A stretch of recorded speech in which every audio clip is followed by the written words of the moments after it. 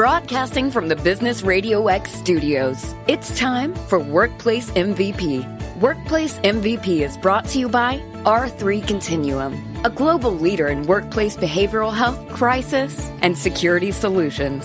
Now, here's your host, Jamie Gassmann.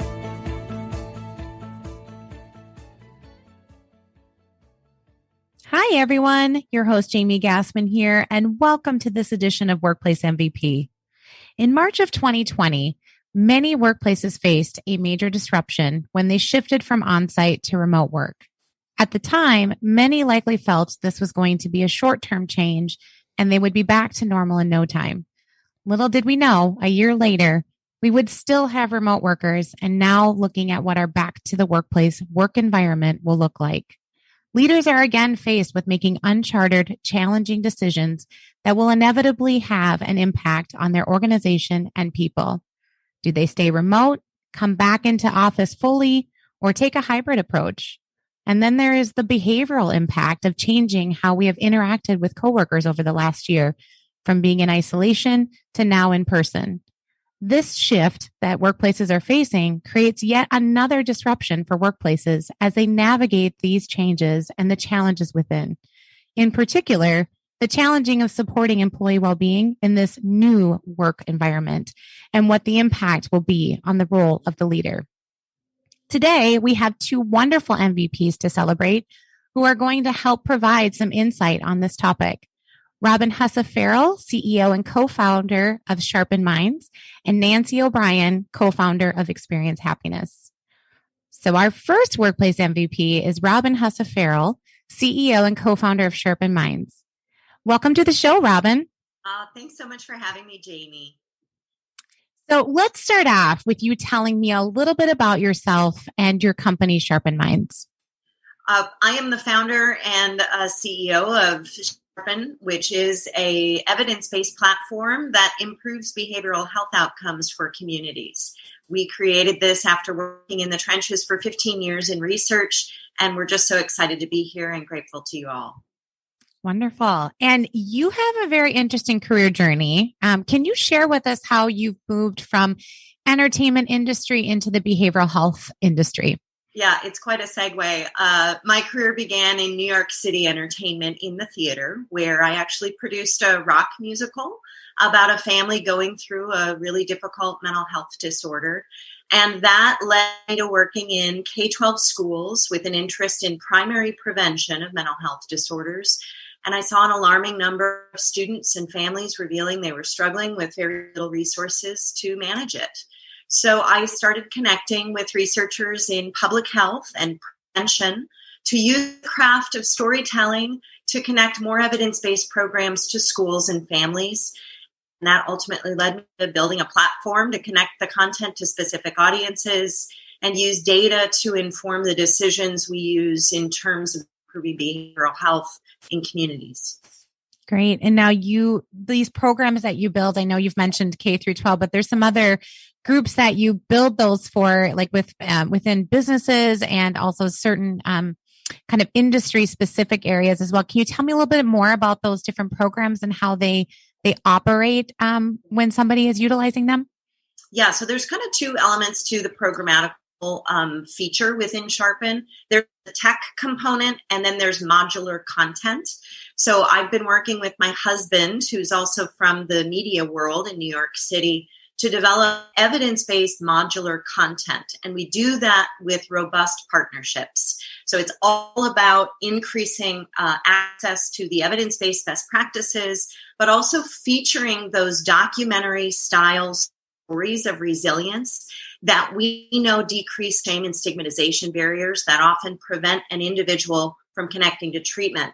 So the modular content library not only has documentary style films, but all 15 different elements that we've published in peer-reviewed medical journals has shown to increase engagement with appropriate treatment, but also community connection. So important to normalize that conversation and increase connectedness. And so our system sort of does all of these different components using primary prevention best practices. Great.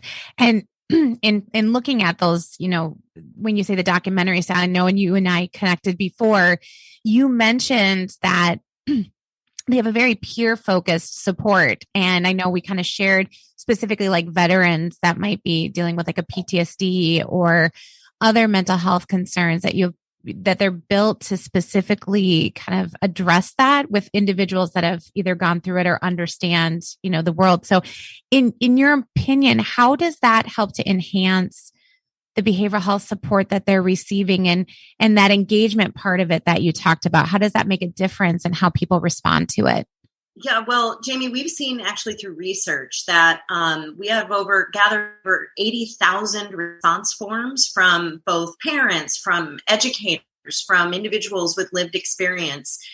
We know through data that by sharing stories of resilience, that decreases that shame. It helps an individual know that they're not alone. It kind of normalizes the conversation around mental health, but it's also a safe and appropriate way to connect that individual to care. And so with your example that you gave of the veteran-focused content, we worked with clinical psychologists from the VA who developed over the course of 4 years peer-to-peer veteran stories of resilience. And what we saw through our research with the veteran population was not only that the veterans wanted to engage more with treatment after they saw another veteran, but most importantly, the spouses or the care providers. So when we built out certain content streams that were spouses of veterans sharing in a safe and protected environment their stories, we saw an increase in connectedness. And those are best practices for not only building resilience and mental health, but also for suicide prevention. Yeah, definitely. And looking at obviously this over this last year and, in any time frame really, and looking at, kind of trends and shifts, is there anything in particular that you're seeing with your clients or within the industry that you serve that you've identified in your research that, leaders should be aware of? Yeah. So overall, of course, in the last year, we've seen an uptick in consuming best practice interventions on mindfulness-based stress reduction, anxiety, understanding the conversation around the neuroscience around anxiety, but also childhood trauma and maltreatment. We're talking a great deal and seeing a great deal around adverse childhood experiences. So naturally, those on a broad brushstroke have been what we've seen in terms of our data. But we also know that individuals are not only interested in accessing care for themselves, but they need support for their family members. So ensuring we have age-appropriate and audience-appropriate content for the family members has been something that we've seen, especially in the last year. And then in our medical student vertical, we actually saw a really interesting data point where medical students were actually seeking out directed content on a more regular basis. So we learned through medical students that, for example, you're in the throes of a mental health disorder or a substance use disorder, you may be less likely to be seeking than earlier on. So the earlier we can screen and intervene, we're seeing greater success. Great. So in looking at that earlier intervention, what can leaders be looking for? How would they be able to spot that is there proactive measures that they can take to be monitoring for that? Yeah. So leaders should know first and foremost that you're not alone and you don't have to do this alone, right? We know the news has been highlighting mental health in the last year, especially with this mental health pandemic.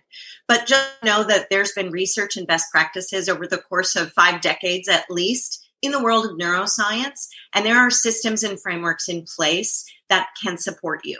So that's number one. Don't know that there are folks that can support you. And to that end, we've collaborated with R3C and with NView to offer consultation to leaders of larger corporations so that they can actually understand the benefits of early identification, screening, primary prevention work that can actually support their employees in the long term.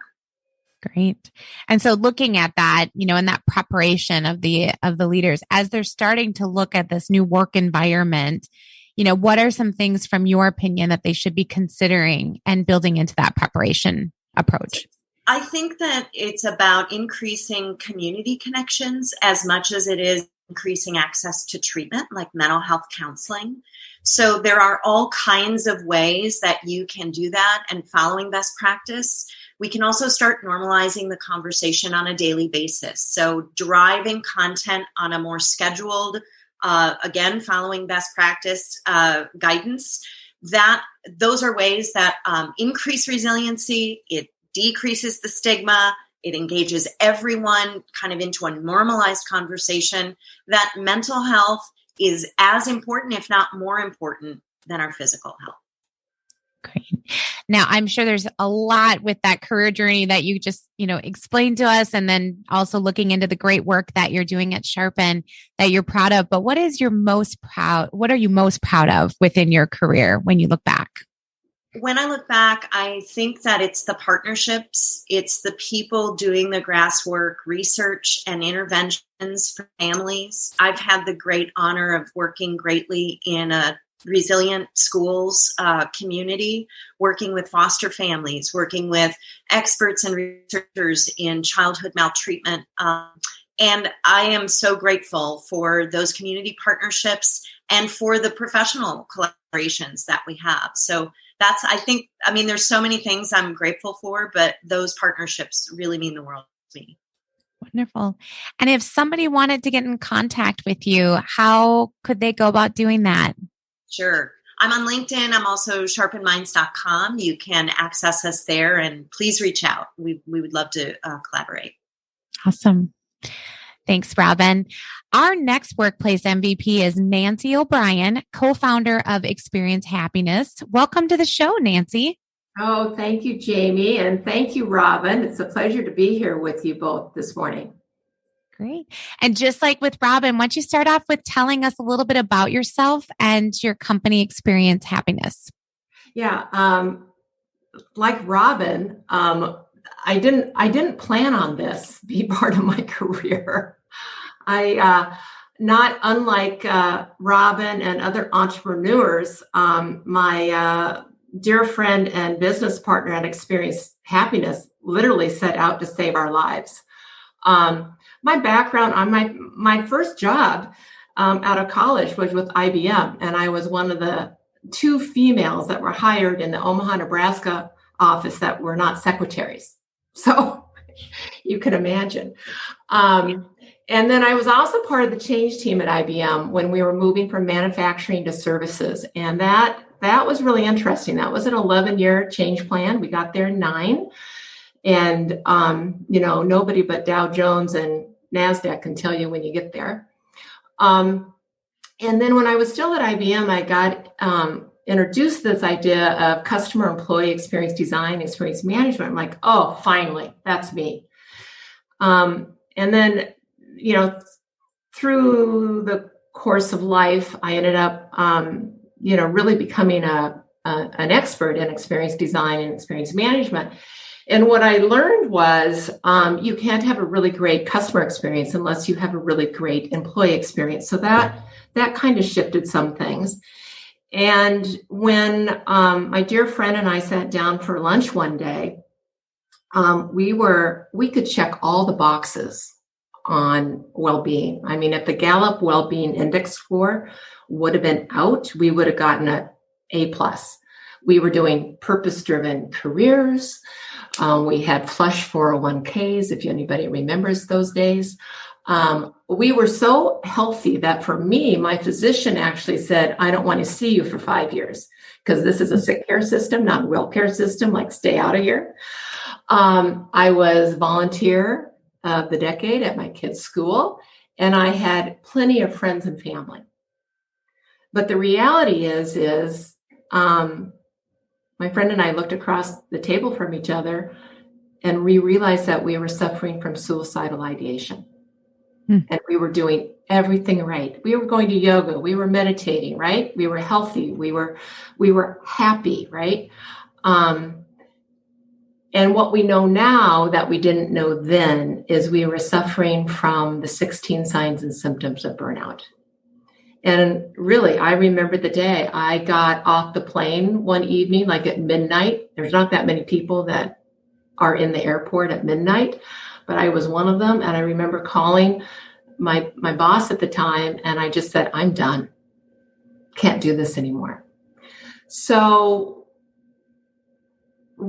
really, we needed to heal ourselves. We weren't getting it from counseling. We weren't getting some therapy. And if anybody gave us another gratitude journal, there was going to be a situation. And I want to be clear because Robyn just spoke so eloquently about mental health. So I just want to be clear. We're talking about mental wellness. We are not in the mental health, right?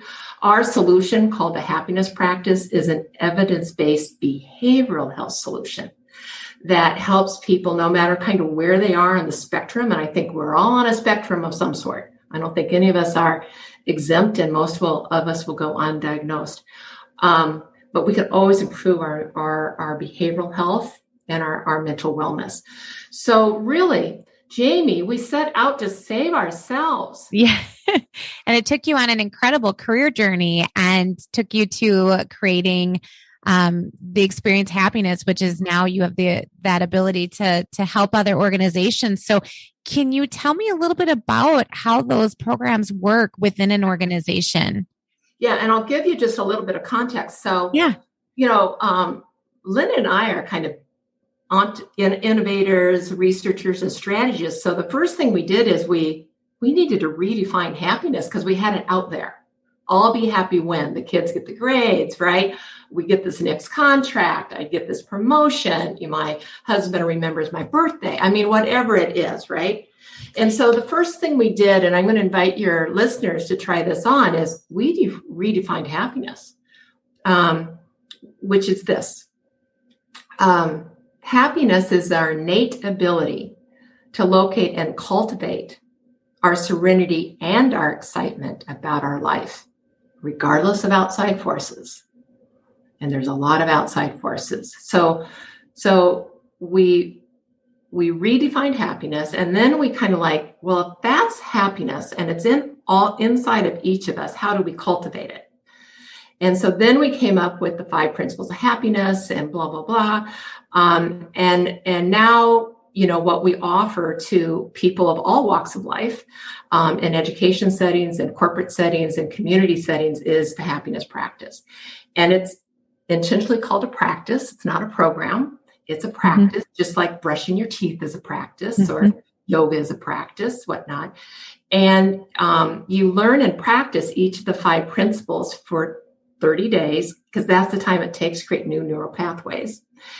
And simply put, by practicing this practice, you become more open-minded and more open-hearted, and you travel the longest journey we all take, is the 18 inches from our head to our heart. And in doing so, we are physically, emotionally, mentally, and spiritually more optimized. And I can see in an organization, having more of that openness as like a team probably builds collaboration, understanding, probably a little bit more grace for each other. Is that typically what you see when you're working with a group? Like we worked with the fabulous emergency department at Hennepin Healthcare on the heels of a gang shooting. So we not only had burnout, but we had trauma there. And it was really interesting because one of the nurse leaders said, you know what, we used to be good at teaming, but now we have each other's back. Because like Robyn was saying about Sharpen Mind, you learn this life practice and community, right? And so you start to see that no one's exempt. Like stuff has happened to everybody all the time. No one's exempt. And what you learn in this community is that we're all students and teachers, of life. And you learn to apply the 5 principles of happiness to Thanksgiving dinner, your 16-year-old, your work, colleagues, and having that sense of, oh my God, we are all human beings, doing the best we can. And you start to walk this path of self-love and self-worth together. And as you know, Jamie, it was so great because we're so thrilled to have R3 Continuum being one of our partners. When we when your leaders offer the happiness practice to all of your employees as a gift, really, it was a gift, right? 80% of you and your colleagues engaged in that. And, we have the only evidence-based behavioral health system that has a measurement applied to it. So we actually measure and track the shifts at an individual level, but two, also department and organizational KPIs. So your leadership was able to see, since the burnout went down and the happiness went up, revenue improved, operational expenses were reduced, and net income was improved. So this is a business case, right? If you, all the businesses really are at the end of the day are the humans in it. Absolutely. And, and we connected earlier, kind of piggybacking off of that point about people and businesses, looking at, the last year, some of the things that we talked about previously, you mentioned that within the last 2 months, you've seen a shift that you've noticed within organizations. Can you share with me that shift that you and the potential impact that organizations, might have from that?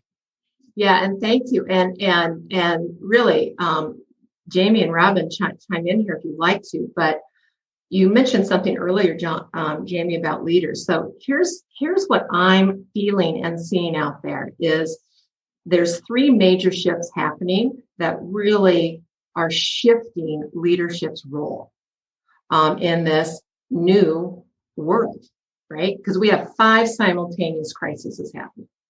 So this is a whole new world order for us. So leaders have 3 new responsibilities that they need to really step into. One about is really making employee well-being one of their top priorities. And it's a shared responsibility. Unlike employee wellness, which is we'll offer weight loss, we'll offer smoking cessation, we'll offer EAP, that's an individual. Like I have to choose if I want to quit smoking or lose weight or blah, blah, blah. Well-being is a shared responsibility. You've got to have the environment where people feel safe and belonging, right? And you also have to offer a variety of programs, if you will, because no 2 people are the same, and no 2 people are in the same place in the journey. The other thing that leaders really have to do is help people adjust to the accelerated rate of change. Like what we were doing Monday is not what we're doing on Thursday. And that's the new reality. And now the nice thing about people who are authentically happy, they respond to change more quickly and more easily. So again, we've got to optimize the human beings, right? So that we don't have a major crash, to our human systems. And then the third thing is there's going to be a lot of upskilling and reskilling that takes place. I mean, aren't you ready for your robot? I mean, I think we're all going to have our personal robot in the next year, and AI is going to come on and all these things. And it's like, we're going to have to learn how to program our robots. And so when you just, that's just one example of the type of new skills we're all going to have to develop, no matter how old no matter where we are in our career. So, and leaders aren't used to doing those 3 things, right? They're used to putting the burden on upskilling. Well, you get the degree, then apply for the job. Nope. I mean, the degree and the education system is not going to be able to keep up with the new skills that an employee needs now to respond and react to a work situation. And I think the other thing leaders need to make overarching is leaders don't have to have the answers anymore. They have to keep leaning into the question. What works now? What's the problem, but what's the opportunity? And so I think it's a really exciting time. I think if leaders lead into this, these 3 shifts, they're going to feel more fulfilled. Because aren't leaders all about lifting people up anyway and helping people be their best? And aren't organizations about creating wonderful opportunities for their employees? Everything else is just kind of like noise, Great. Mm-hmm. Yeah, definitely. And you can see that in organizations and some of the other, you know, news articles and media that you're seeing in that area in terms of, helping employees, empowering employees, supporting them. So definitely can see that with organizations in that new work environment. So same question that I asked Robyn as well. I mean, you've had obviously an incredible journey. In looking back over your career, what are you most proud of? Oh, that I made the shift from being a human doing to a human being. That has been everything. That has made me a better mother, better friend, better colleague. Like when I ask you, how are you? I want to know. And that, I'm most proud of that. Wonderful. And if somebody in our listener pool wants to connect with you, how can they go about doing that? Yeah, so it's easy. Nancy at experiencehappiness.biz. And you can also go to our website, experiencehappiness.biz. And we have a free and confidential happiness and burnout assessment you can take. So check in with you. Take a moment and see how you are. Great. Thanks so much, Nancy. So we're going to take a moment, just have a word from our sponsor. Workplace MVP is sponsored by R3 Continuum. R3 Continuum is a global leader in providing expert, reliable, responsive, and tailored behavioral health, crisis, and security solutions to promote workplace well-being and performance in the face of an ever-changing and often unpredictable world. Learn more about how R3 Continuum can tailor a solution for your organization's unique challenges by visiting www.r3c.com today. So now what I'd like to do is bring the two of you back together, and I have some questions for the both of you. So starting out with you, Nancy, you shared that employee well-being has to or is moving to a new territory of being a shared responsibility.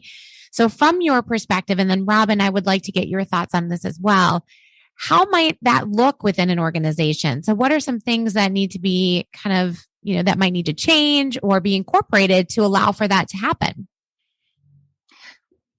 So I think one of the biggest shifts we're experiencing right now is we're shifting from paying attention to employee engagement, how do employees feel about the company, to employee well-being and having the organization understand really how well are their people. And then needing to sense and respond to that. Like you can't just do the one size fits all anymore. You're going to have to dial in individually. So many things are becoming personalized, right? We know this as consumers. Employee well-being for organizations is going personal as well. Like my challenges and my opportunities for growth and expansion are different than the two of yours, right? And it's changing literally daily. So, well-being it's employee well-being. It's tempting to put it in the HR bucket as an organization, but I really encourage it to be a C-suite driven initiative, because at the end of the day, the most important asset an organization has is their people. And now that we're in this hybrid, if you will, work environment, you're going to have this be a shared responsibility, because the organization can make sure that their spaces are physically safe, make sure everybody's got the technology they have, but the humans have to have accountability to be able to check in with themselves to say, should I go into the office today or should I stay home? Yep, definitely. Robyn, how about from your perspective? No, we just did a couple of days ago this week a focus group with some HR executives on global well-being and resilience in the workplace. And one piece of data that I think is relevant to this conversation, and to everything, Nancy, that you have said. I'm a huge fan. So excited about this idea of really giving presence to our employees from the C-level all the way throughout. The challenge and the piece of data from the focus group this week was simply, how can just an HR executive possibly, with 50,000 employees, be there and be present and be able to do it on their own? And the answer is, of course, they can't. So creating a community, not only from the C-level, but throughout the culture of these enterprise companies, where we're asking each other, how are we doing? Getting the conversation started around mental well-being, but just life well-being. What are you doing today to do an uptick on your self-care? What are you doing? In our world, we measure all of this through a resiliency scale that's validated against perceived stress outcomes. So how are you doing with stress? How are you doing management? It doesn't mean you need to go talk to a licensed clinician per se. There are folks in between that can, on a daily level, we can just actually have these conversations. And I love Nancy's point about making sure the leadership are modeling that, right? If we see it, we are going to be more likely to do it, not only at the workplace, but at home with our kids and with our loved ones. Great. And so from the work that the two of you do, what are some of the changes that you feel employers, should be readying themselves for what that new workplace is going to be like post-COVID, and, the employees, really looking at it from like the employees that are coming back into that work environment. What are some things that they should be doing to ready themselves for that? And maybe we'll start with you, Robyn. Yeah, I think number one, first and foremost, we want to be being mindful of risk mitigation and doing it in a way that actually gets this conversation going. So employers can do the assessment and the screen that Nancy was referencing. Knowing the baseline of how your employees are when they come back to work, whether it's in office or hybrid, checking in with them. And of course, there are evidence-based ways to do that. We partner with the gold standard screening company, NView Health. They've run over 17,000 clinical studies around these. So there are ways to do it that are appropriate and safe. That helps you get a baseline. And then doing some type of daily or weekly intervention, meaning mindfulness-based stress reduction, all of the literature around improving happiness outcomes. We call it building protective factors. So we focus on 8 primary protective factors. Certainly mindfulness and resiliency are within that, but there's all kinds of ways that you can deploy safe and appropriate content as an intervention that supports all of the well-being of the employees that you're working with. So those are just 2 ideas right off the top of my head. Mm-hmm. And how about you, Nancy? Well, I love everything Robyn is suggesting. And now I have to put my experience design hat on for just a moment, because it's really interesting for me to see a dozen articles a day on return to the office, return to work. And the thing is, we're already in the shift. There's no return happening. We are evolving to the new reality right now. And we are social emotional creatures, and loneliness is the mental health is an epidemic, and loneliness and a sense of belonging are the key symptoms, that we're seeing. And so from an experience design perspective, I would say, if you're scheduling an hour Zoom call, schedule 90 minutes. And because what we're missing is when, we see somebody walking, to and from the lunchroom or the coffee nook, we're missing that, oh my God, what happened to you? You've got a cast on your arm. And we're missing the story of, I fell down, carrying a, bag of groceries or whatever, right? Because we're only getting, above the heart, right? So we're missing most of the data we count on as human beings. We're only getting 10% of the data we need. So what we need to do is spend that extra, 30 minutes, if you will, 15 minutes before a call and 15 minutes later. How you doing? What's going on? Because that's what we're doing at Experience Happiness is we just had an all team call this morning. We got people in Finland and, people in Oklahoma and California. We're doing all the time zones. And the first thing we do is, how are you and how's your practice?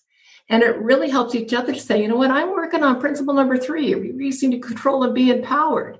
It helps us understand where you are. And sometimes the agenda that we plan for the meeting changes based on what we're learning about the humans that have come together in this time. And then the other thing we're missing on the back end is, how after you have a meeting, you walk out with a couple of people and say, hey, let's follow up on this. Let's follow up on that.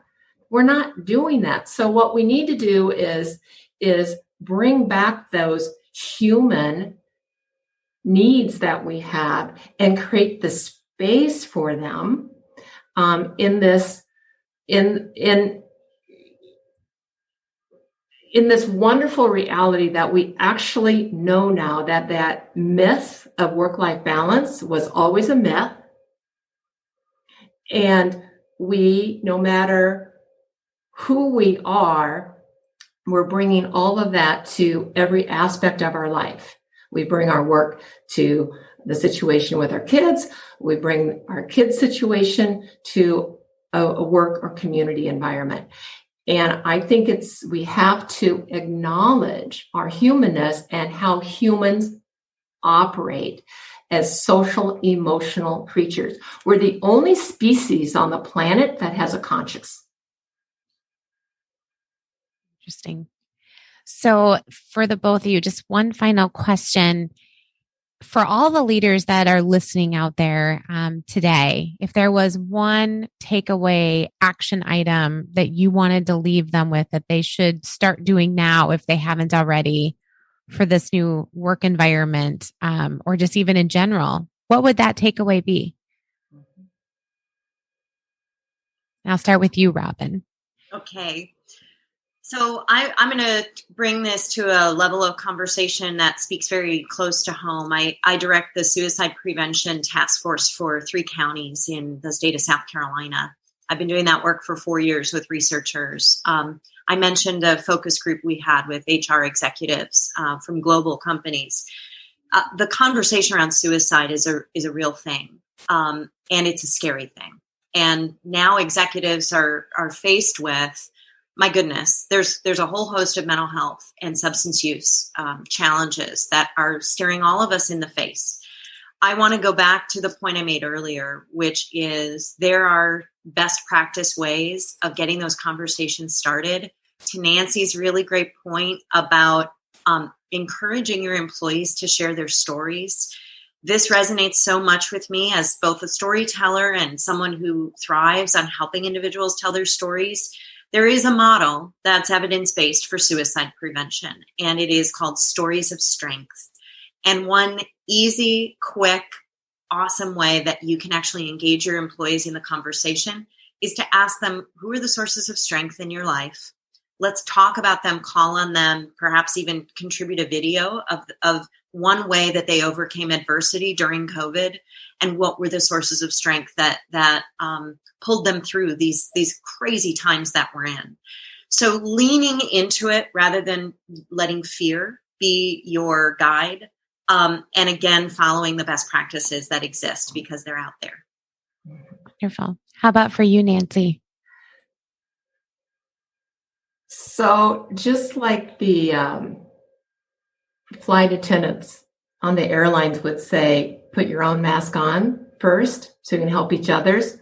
I would invite you to really understand that as a leader, no matter if you're a untitled leader, but you're still a leader in your community or your home or whatnot, you cannot pour from an empty cup. Take care of you so you can take care of others well. There is data out there that says that 90% of leaders are suffering from burnout, and burnout unaddressed, unacknowledged, unmedicated can lead to suicide ideation, and suicide. So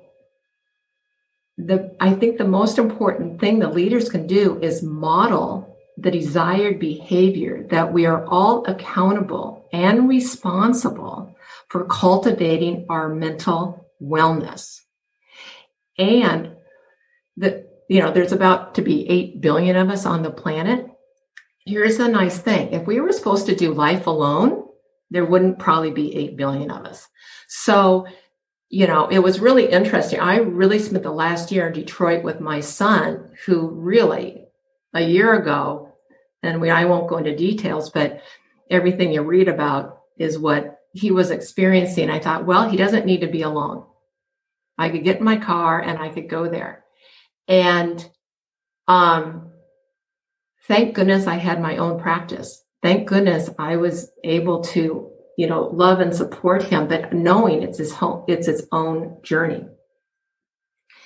And it was interesting because last week I ended up having, I just happened to reconnect with like 6 people I hadn't talked to for a while. And they said, well, what's the last year been like? And I basically shared with them what my year has been like in this wonderful journey with my son that I'm so privileged to be part of. And they're like, me too, me too, me too. Every one of the 6 people I talked to had a 20-year-old child who was going through something similar. And so, Robyn, to your point of sharing, an old version of me, the human doing, would probably not have shared that. But the human being, I shared, here's what's going on in my life. It might look like, I put together because I happened to shower today. But I got this stuff going on. And it was so interesting to realize that, my experience was really no different than these good friends and colleagues of mine. Mm-hmm. Yep. Great. So share your story. And it doesn't have to be a pretty one. I love that advice. I think that's a great one because I think through those stories, we're able to learn a little bit more about each other, which gives us the ability to have a little bit more understanding and grace for each other as well. So thank you both for letting us celebrate you and for sharing your stories and your great advice and your insights with our listeners. We appreciate you, and I'm sure your organizations and staff do as well as your clients that you work with. And we also want to thank our show sponsor, R3 Continuum, for supporting the Workplace MVP podcast. And to our listeners, thank you for tuning in. If you've not already done so, make sure to subscribe so you get our most recent episodes and other resources. You can also follow our show on LinkedIn, Facebook, and Twitter at Workplace MVP. And if you are a Workplace MVP or know someone who is, we want to know about them.